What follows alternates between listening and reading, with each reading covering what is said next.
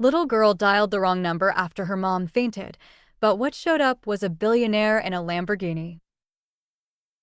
Imagine this. A tiny 6-year-old girl, heart racing like a drum in her chest, stands frozen in her cluttered kitchen as her mom collapses to the floor, eyes rolling back, body limp. In a panic, she grabs the phone, her little fingers fumbling over the keys, dialing what she thinks is 911. But it's not. Minutes tick by like hours, her world shrinking to the sound of her mom's shallow breaths.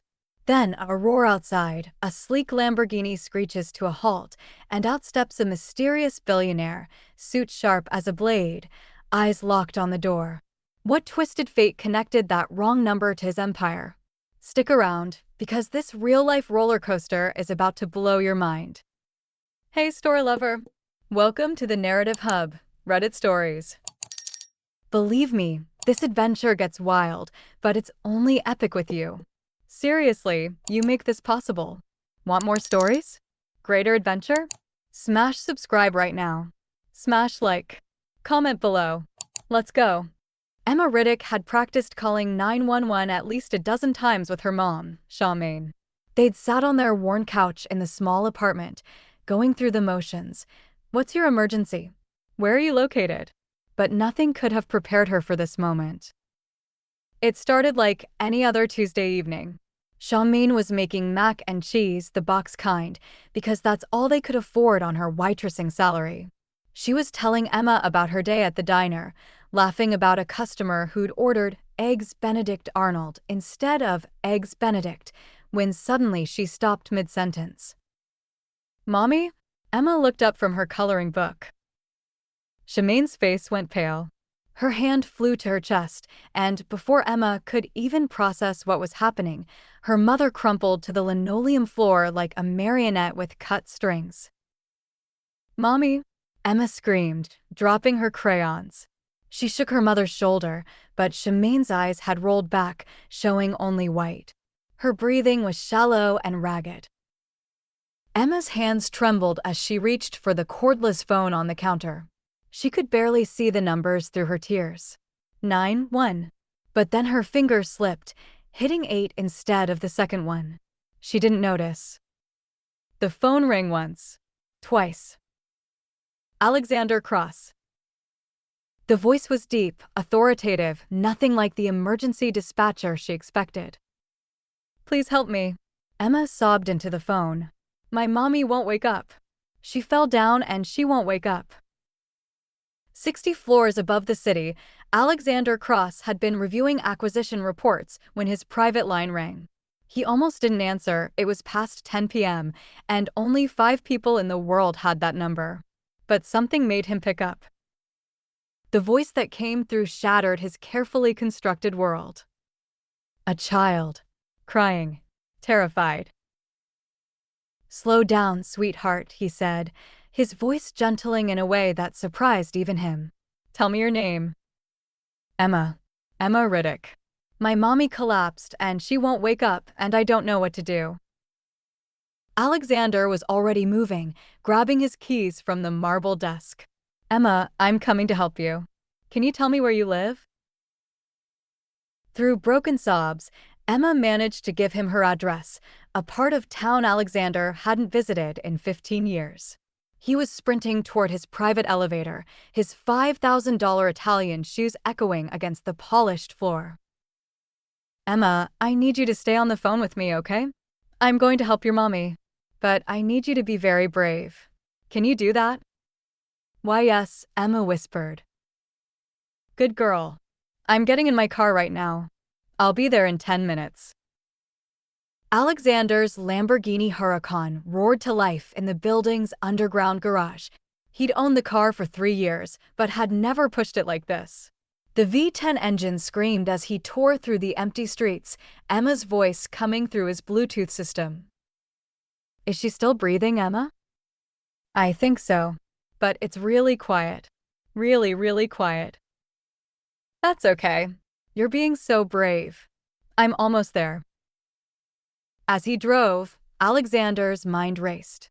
Why had this child called him? How had she gotten his private number? It should have been impossible. That line was encrypted, unlisted, known only to his inner circle. But those questions dissolved when he heard Emma's voice crack with fresh tears. Please hurry. I don't want my mommy to die. She's not going to die, Emma. I promise. The words came out before he could stop them. Alexander Cross never made promises he couldn't guarantee. But something about this little girl's voice had bypassed every logical circuit in his brain. The Lamborghini's arrival shattered the quiet of Maple Street like thunder. Emma heard it through the phone before she saw the blazing headlights sweep across their small living room window. Emma, I'm here. I'm the one in the loud car outside. Can you unlock your front door for me? Emma had to drag a kitchen chair to reach the deadbolt, her small hands shaking as she turned the lock. The door opened, and Emma found herself staring up at the tallest man she'd ever seen. Alexander Cross cut an imposing figure, 6'3", broad shoulders filling out a perfectly tailored navy suit, dark hair slightly mussed from his frantic drive. But his eyes, steel gray and usually intimidating in boardrooms, softened the moment he saw her tear-streaked face. You must be Emma, he said, kneeling down to her level. I'm Alex. Are you a doctor? She asked, hope flickering in her voice. No, but I know doctors. Very good ones. Can you show me to your mommy? Emma led him to the kitchen where Charmaine lay unconscious. Alexander's trained eye, honed from years of crisis management, quickly assessed the situation. Her breathing was shallow but steady, her pulse weak but regular. He'd seen enough medical emergencies in his corporate career to recognize the signs of severe exhaustion and possible malnutrition. He pulled out his phone and dialed. Dr. Martinez? It's Alexander Cross. I need you at. He glanced at Emma. What's your address again, sweetheart? As Emma recited her address, Alexander noticed things that broke his heart. The cupboards were nearly bare. The electricity bill on the counter was marked Final Notice. Charmaine's work uniform, a faded pink dress with Mel's Diner embroidered on the pocket, was threadbare and stained. Dr. Elena Martinez arrived within minutes, her medical bag in tow. Alexander had pulled her from 3 different board positions over the years. She owed him favors, and more importantly, she was the best emergency physician in the city. Severe dehydration and malnutrition, she diagnosed after a quick examination. When's the last time she ate a proper meal? Emma looked down at her feet. Mommy says we have to save food for important times. She gave me her dinner yesterday. The simple statement hit Alexander like a physical blow. He'd thrown away more food in a week than this family had eaten in a month. Dr. Martinez started in 4-line, administering fluids and glucose. She'll be okay, she told Emma gently, but she needs to rest and eat better. Much better. As Charmaine slowly regained consciousness, her eyes fluttered open to a scene that made no sense. A strange man in an expensive suit was sitting beside her makeshift bed on the couch, while her daughter colored quietly at his feet. Who are you? Charmaine whispered, trying to sit up. Mom. Emma jumped up, carefully avoiding the 4-line. This is Alex. I called him when you wouldn't wake up. Called him. Charmaine's voice was weak but alarmed. Emma, baby, you were supposed to call 911. I did. Emma protested. But Alex came instead, and he's really nice, and he brought a doctor, and she says you're going to be okay.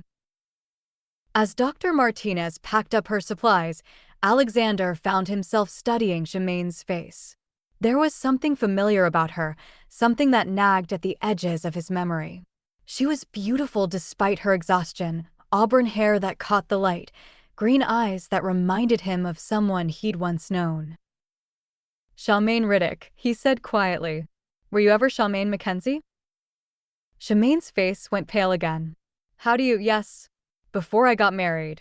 Before Emma's father left us. Lincoln Elementary. 3rd grade. You used to share your lunch with the weird kid who wore the same clothes every day. Charmaine's eyes widened in recognition. Alex? Little Alex Cross? But you were poor. Yeah. My mom cleaned offices at night, and we lived in that apartment complex on Pine Street. Alexander's voice was soft with memory. You used to give me half your sandwich every day for 2 months. You said your mom packed too much, but I knew better. Oh my God. Shemaine's voice was barely a whisper. Alex. Emma looked between them, sensing something important was happening. You know each other? We were friends, Charmaine said, her eyes never leaving Alexander's face. A long time ago. That explains the wrong number, Alexander said, pieces clicking into place. Do you remember what I used to say I'd do when I grew up? Charmaine smiled weakly. You said you'd invent something that would make you so rich, you could help every kid who is hungry. I kept that promise. And somehow, 23 years later, you found me. He pulled out his phone, showing her the call log. This is my private line. Unlisted, encrypted. Only 5 people have this number, and I've had the same digits for 10 years. He paused, studying the number Emma had dialed. But look at this. Charmaine looked at the screen, confused. I don't understand. The number you called, it's 1 digit off from 911. But it's not just any random number. It's a sequence I used to write everywhere as a kid. Remember? I said it was my lucky number because it had your birthday in it. Charmaine's breath caught.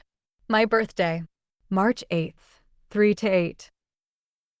And your address here, it's 38 Maple Street. Emma dialed 981, but my number ends in 381, 3847. Alexander shook his head in amazement. What are the odds? Emma, who had been listening intently, piped up with the certainty only children possess. It's not odds. Daddy said angels watch over us. Maybe the angel just wanted to make sure the right person answered. Over the next hour, as Charmaine regained her strength and Dr. Martinez monitored her condition, Alexander found himself reluctant to leave. He'd sent his driver to pick up groceries, real groceries, enough to fill their empty cabinets, and had quietly settled their overdue utility bills with a phone call. But more than that, he was rediscovering the girl who'd shown him kindness when no one else would. Charmaine was still that same person, generous despite having nothing, fierce in her love for her daughter, proud even in her struggles. You don't have to do all this, Charmaine said as Alexander's driver brought in the 5th bag of groceries. The food, the doctor, we can't pay you back. You already did, Alexander said simply. 23 years ago, when it mattered most. Emma bounced between them, chattering about her school and her friends, seamlessly including Alex in her stories as if he'd always been there. She showed him her drawings, asked him about his really loud car, and somehow convinced him to sit on the floor and help her finish a 100-piece puzzle. Charmaine watched this interaction with growing amazement. Here was one of the most powerful men in the city, sitting cross-legged on her worn carpet, patiently helping her 6-year-old daughter find puzzle pieces. Alex, she said softly, you don't have to pretend this is normal. I know what we look like to someone like you. He looked up from the puzzle, his expression serious. Someone like me? Charmaine, someone like me learned table manners from a YouTube video. Someone like me wore the same 3 shirts to school for 2 years straight. Someone like me knows exactly what it's like to go to bed hungry. He placed another puzzle piece. The only difference between then and now is money. But the person who shared her lunch with a hungry kid? That person is still right here, and she's still the most generous person I've ever known. As the evening wore on, Emma became increasingly attached to Alexander. She nestled against his side as he read her a bedtime story, and when Charmaine tried to tell him he'd done enough, Emma protested loudly. But Mommy, Alex makes you smile. You haven't smiled in forever. Charmaine blushed. Emma. It's true. And he fixed our lights and got us good food, and he knows how to do puzzles, and he has a really cool car. Emma's logic was unassailable in her own mind. Plus, he was your friend, so that means he's safe. Alexander chuckled.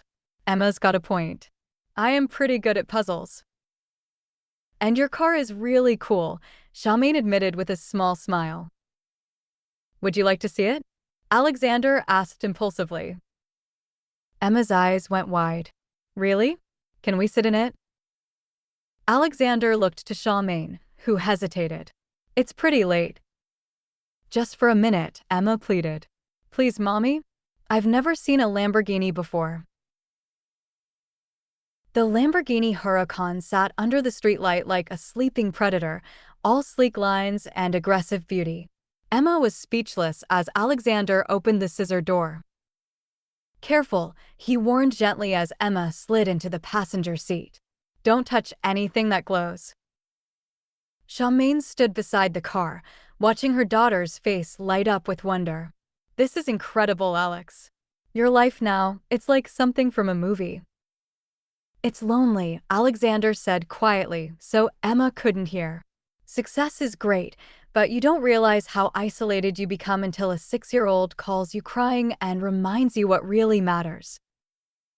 Charmaine looked at him, seeing past the expensive suit to the boy she'd once known. You were never meant to be alone, Alex. Even as a kid, you were always taking care of people.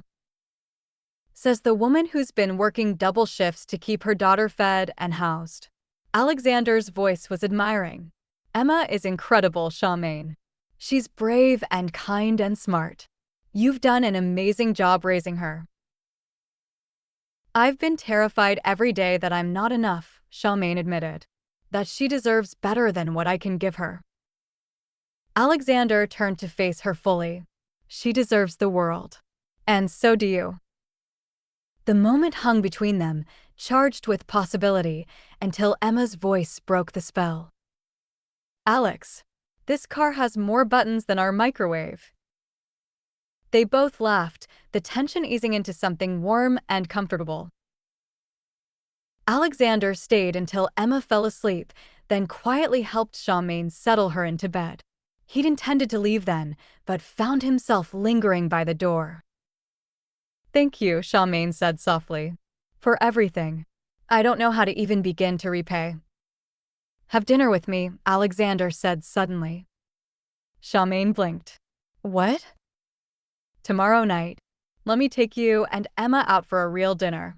Somewhere Emma can get a kid's menu and you can order whatever you want without looking at the prices. Charmaine's cheeks flushed.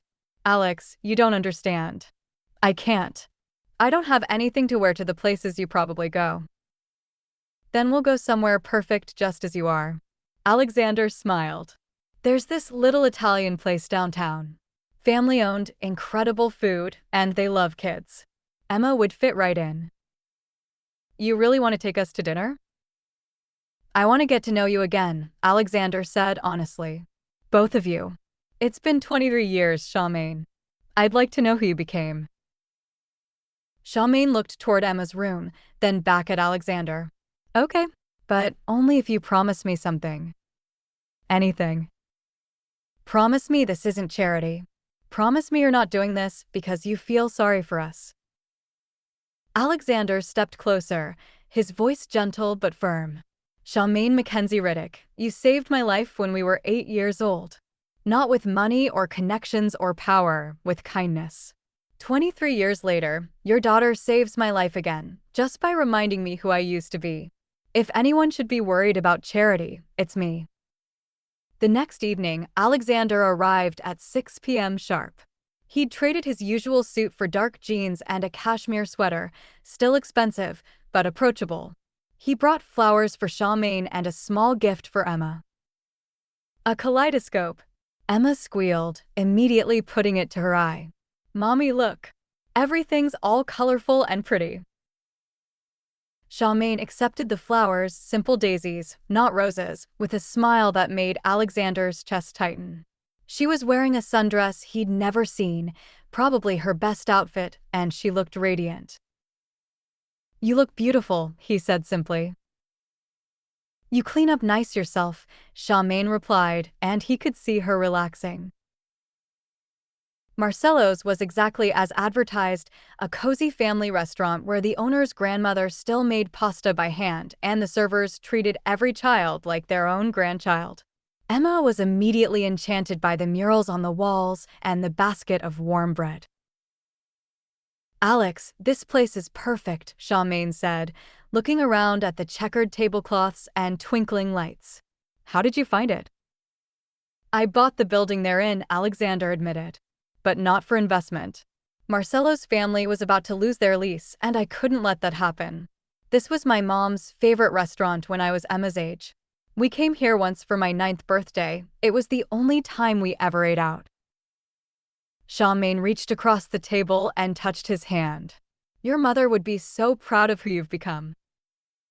"She'd like you," Alexander said.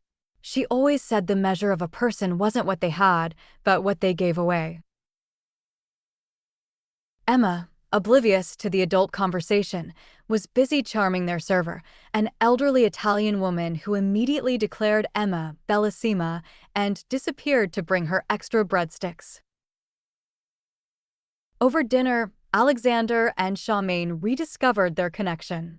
They talked about their childhoods, their dreams, their fears. Charmaine shared her struggles as a single mother, her determination to give Emma everything she could.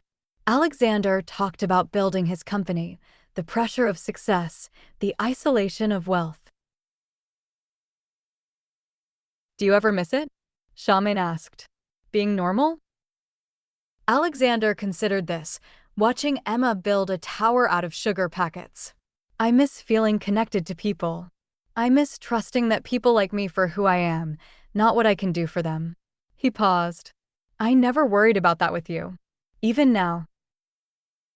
"Because I knew you when you had nothing," Charmaine said with understanding. "Because you cared about me when I had nothing," Alexander corrected. "There's a difference."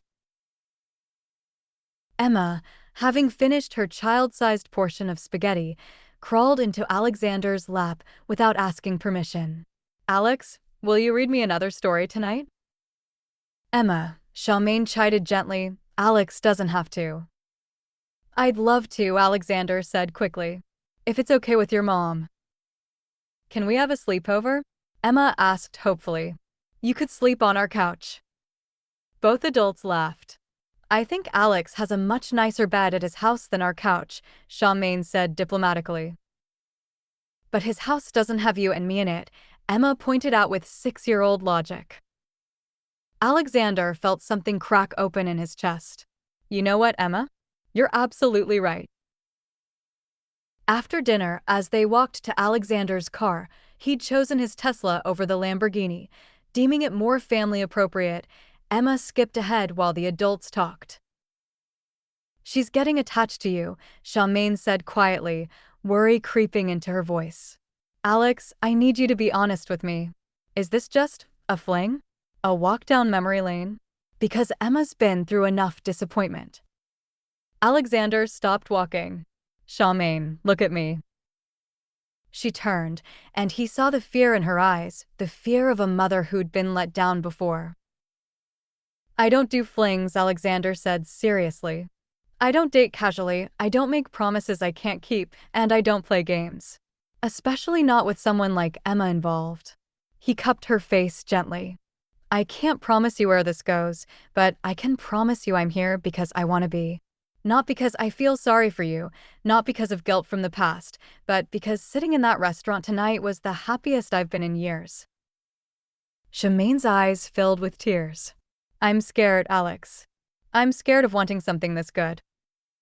"So am I," Alexander admitted. "But maybe that's okay." He kissed her then, soft and sweet, while Emma pretended not to watch from where she was examining a fire hydrant. 3 weeks into their cautious courtship, disaster struck. Charmaine collapsed again at work, and this time the ambulance took her to the hospital. Emma's emergency contact list had Alexander's name on it now, and the school called him immediately. He found Emma in the principal's office, clutching the kaleidoscope he'd given her, tears streaming down her face. "Alex, they said Mommy's in the hospital, and I can't see her." Alexander scooped her up immediately. Hey, it's okay. We're going to see mommy right now. At the hospital, Alexander's name opened doors. He carried Emma through hallways that would normally be off limits to children, his connections and donations giving them access others wouldn't have. Charmaine was awake but weak, connected to monitors and four lines. The doctor explained she'd been working herself to exhaustion, not eating enough, not sleeping enough. Mommy? Emma launched herself onto the bed, careful not to disturb the wires. Baby, I'm okay, Charmaine whispered, but Alexander could see she wasn't. She was fading away, trying so hard to be strong for Emma that she was killing herself. Charmaine, Alexander said quietly, this has to stop. I can't stop working, Charmaine said weakly. Emma needs. Emma needs her mother alive, Alexander interrupted firmly.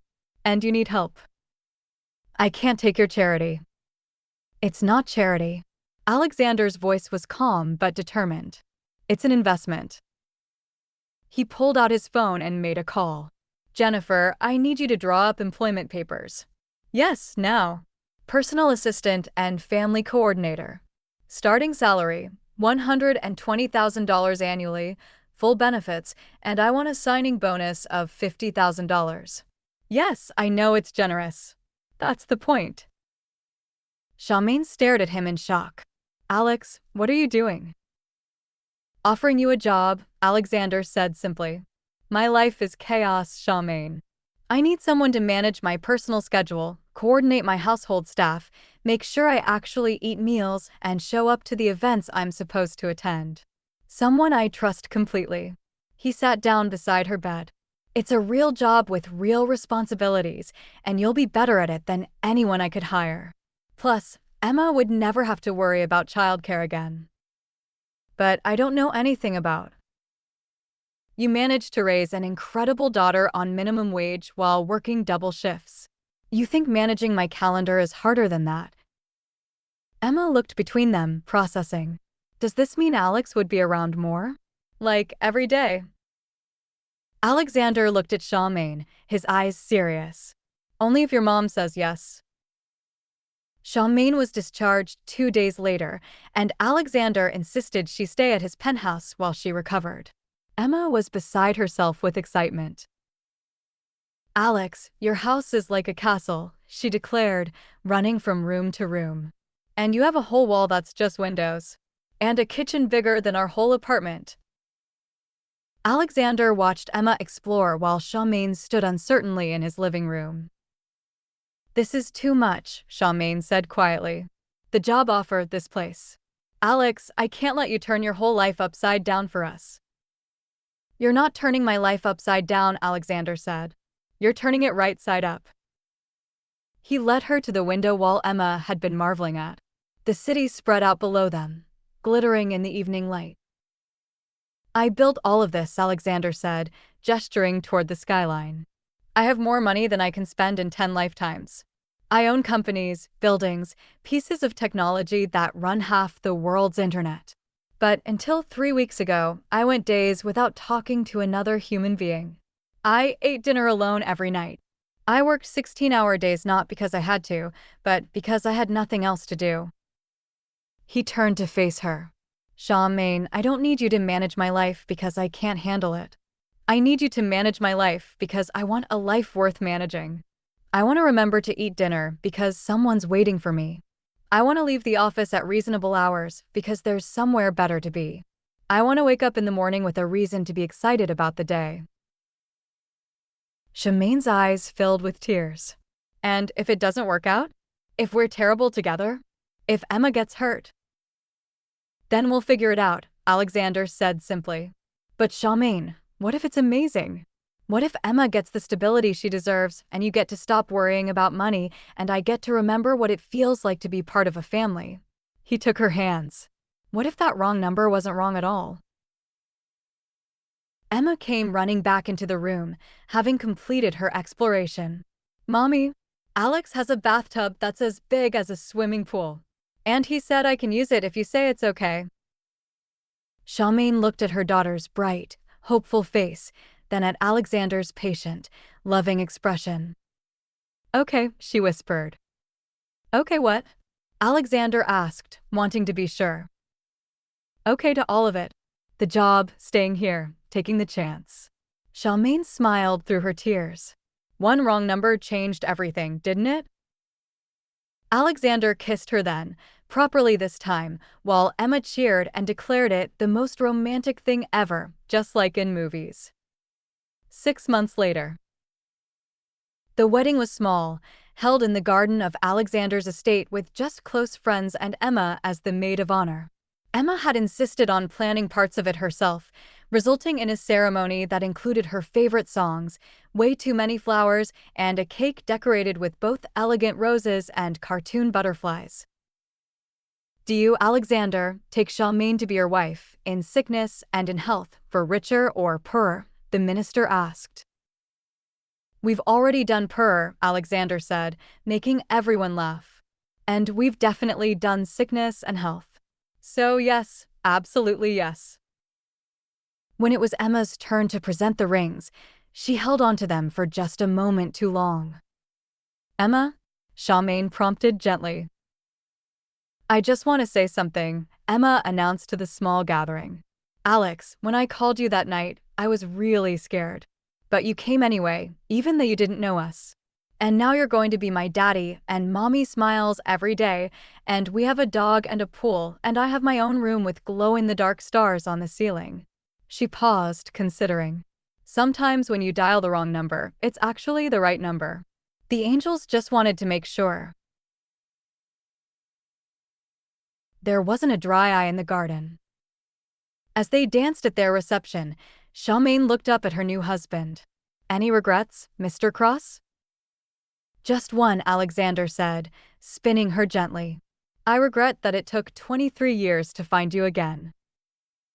"Well," Charmaine smiled, "good things are worth waiting for." From across the dance floor, Emma watched her parents with satisfaction. She'd helped plan this whole thing, after all. Sometimes grown-ups needed a little help figuring out what was important. But she'd always known that wrong numbers weren't really wrong at all, they were just the universe's way of making sure the right people found each other. And as Alexander twirled his new wife while their daughter giggled and the stars came out over their garden, it was clear that some calls are always meant to be answered.